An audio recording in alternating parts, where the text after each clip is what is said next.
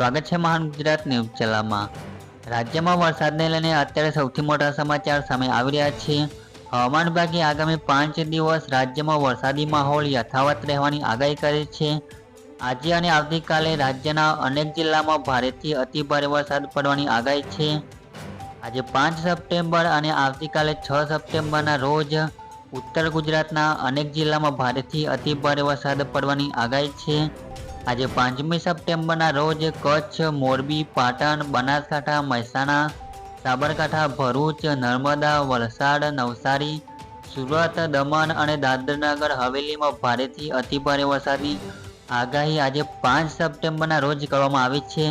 જ્યારે આવતીકાલે 6 સપ્ટેમ્બરના રોજ કચ્છ, પાટણ, બનાસકાંઠા, મહેસાણા, સાબરકાંઠા, વલસાડ, નવસારી, દમણ અને દાદરનગર હવેલીમાં આવતીકાલે 6 સપ્ટેમ્બરના રોજ ભારેથી અતિભારે વરસાદ પડવાની આગાહી છે।